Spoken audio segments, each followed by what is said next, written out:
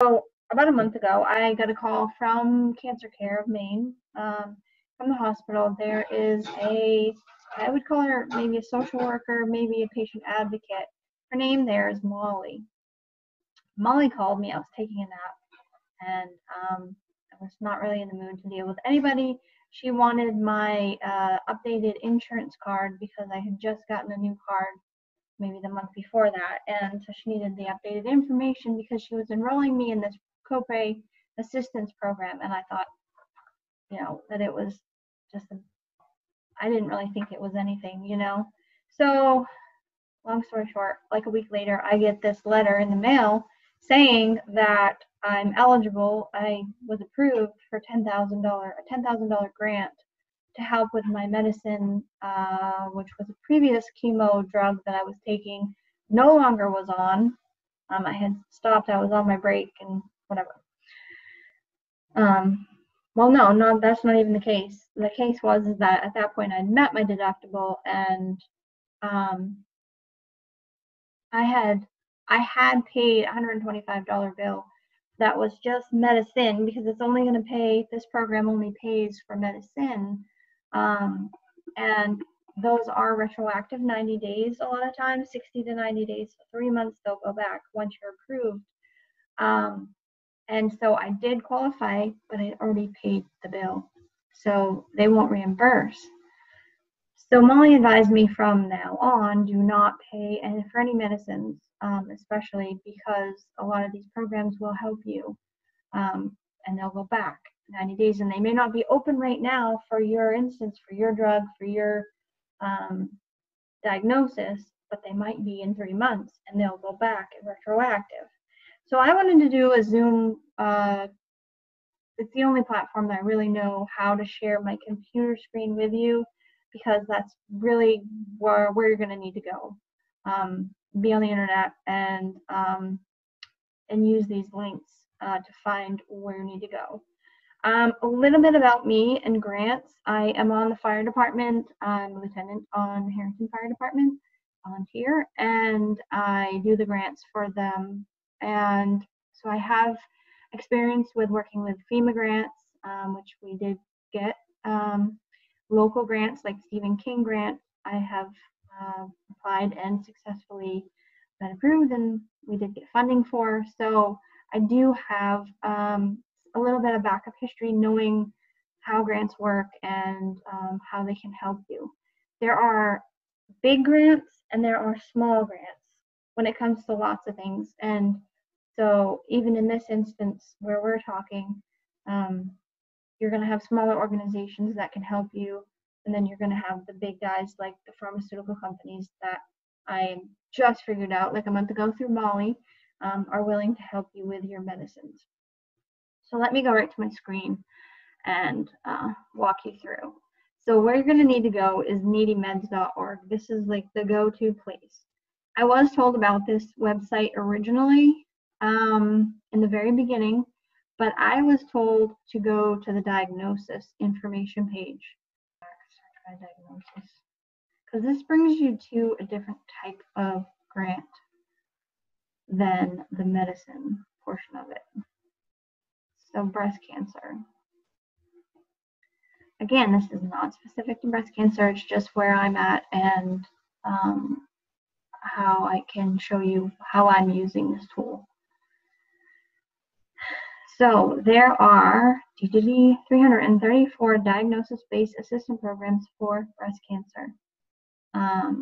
But they could be just a camp, they'll give you a vacation or a scholarship. I don't know if you're in college or something like that. So you have to look through them all. So American Breast Cancer Foundation, they'll help you with testing and screening.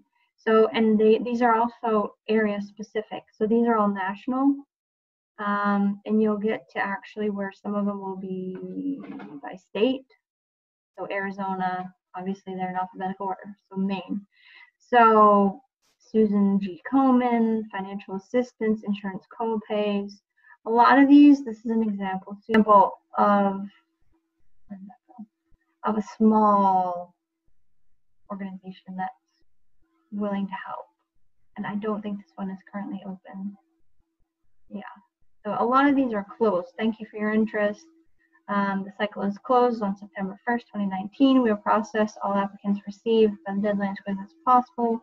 We are grateful to our generous donors. So they're not open right now. So a lot of these, it's trial and error.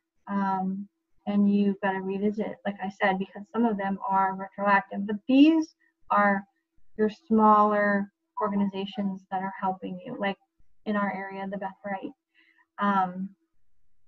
Maine Cancer Coalition. I did receive a grant from them. So let me show you where Molly actually sent me in the last month. You want to go to the drugs. This is where I have a financial burden myself because I started chemo pretty much the 2nd of January. So my very first copay or deductible payment is going to be for medicine.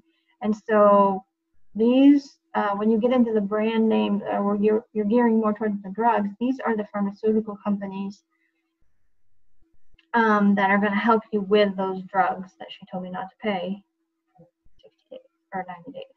So my first drug is adriamycin.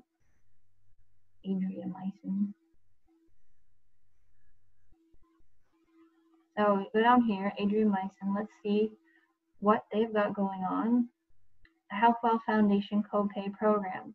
Again, don't even fool this. Just go right to the website. Pull this one out. And I go right to the patients. I'm a patient.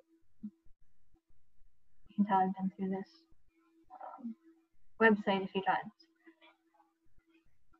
So you're going to go right in here. And this obviously is a huge foundation. You can just tell by their website. So this is who they are, about the application process, how they can help you, their privacy statement and policy, continue. They're going to ask you a bunch of questions that basically weed you out on whether or not you qualify for the program. So just go through it. Some of these programs you have to be pre-enrolled by the hospital. So here we are. We are at which fund are you applying for? Breast cancer is not on here, but it doesn't help me. So X that out. I do not qualify.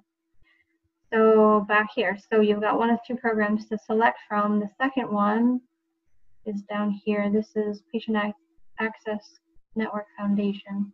Go right to their website. Don't even fool with that. And go right to apply. And I think this one might be closed right now. I can't remember. Apply. How we can help you. Assistance programs. Collect your documents. Required information. There we go. Apply today. I'm a patient. Apply now. I have not been to the screen before. So again, breast cancer is not on here. But it might help you if you have something else going on. So yeah, don't qualify for that. Let me take you to one I do know that I qualify for. So that's just my first drug. I also have my third medicine that I take is what I'm doing. We're going to go brand name. It's Neulasta. And this is the program that I need to call the hospital tomorrow, talk to Molly, and get her to pre-enroll me in this because that's the one I said I had to be pre-enrolled. So we are taking Neulasta. Neulasta is like $8,500, I believe, for one shot. So if that bill comes in first through the insurance company, then I'm going to take the syringe, not the Onpro kit. Then this program is actually a copay program. I did not qualify for the Amgen. We'll come back to that maybe. It's this one, Amgen First Step Copay Support. So it's the same Amgen name, it's just different. This freaked me out at first because it's got like a credit card on here, but it's actually a debit card. What they do is they give you a debit card for your expenses, for your copay expenses. I assume that you would just take that to the medical office. So get started. So they'll just take you through eligibility questions. You know, do you reside in the United States? Do you have healthcare insurance? Are you Medicare beneficiary? Are you enrolled in government healthcare program? So you just go through this, and I did it twice until I realized that I needed to be pre-enrolled by Molly. So that's what I've got to do on Monday. Let me take you back to the other one to show you, I think that I could tell you, yeah. So this one requires that you be within the 500% of the poverty line. I think that's like in the very first page, so just so you'll be able to see what that is. Oh. So your household income guideline. So what you would use is the most recent tax return that you have. You'd go how many people are in your household, 2, or 3, or however many you have. For each person, you add $22,100. So if you make less than this on your tax return from the most recent tax return you have, then you qualify for this program. But you also have to be uninsured, or your insurance plan excludes Amgen medicine or it's generic. So basically, your insurance won't cover your medicine. My insurance covers my medicine. It's just the copay getting to them to that point. Like, they will pay for it. So I don't think that I qualify for this because of those 2 reasons. So I just wanted to help you guys out and show you where you can go. This is a great source. You also, so when you go and you have an issue going on, like breast cancer or whatever type of diagnosis you have, there are social workers, patient advocates that will help you out and walk you through this. I actually was given several forms to fill out. Well, this is actually one of the forms. This was one of the Maine Breast Cancer Coalition I did receive, and I was just a form I filled out. And you'll get lists of websites. I kind of like the Needy Meds because you can just click and you don't have to type in, but these are a lot more like local, not necessarily a national. There are tons of organizations that will help you with travel, lodging assistance. They're smaller scale, you know, they're going to help you with your utility bills, or, you know, if you're having trouble paying your mortgage, or with childcare, you know, anything like that, they can help you with on a smaller scale, but every little bit does help. The Joe Andruzzi Foundation is a good one. They cover $700 that you need to provide bills that you're unable to pay, such as your electricity bill or your oil bill, and they'll actually write a direct check to the company that you owe. So that's pretty cool. So that's what I've got. I hope it was helpful and informative. And I know you guys haven't seen me in a while. This is my new look. I'm losing my eyelashes, my eyebrows. I have hair, but it's falling out, and it will most likely be gone by my next treatment, which is good. That means that everything's working the way it should. My friend Kathy gave me this hat this morning, so I had to wear it because I truly am blessed, and I feel like I am here for a reason, and I hope that I can just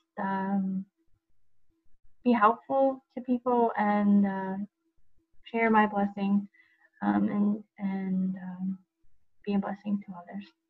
So thank you guys for watching, and I really hope this video worked because this was take 2.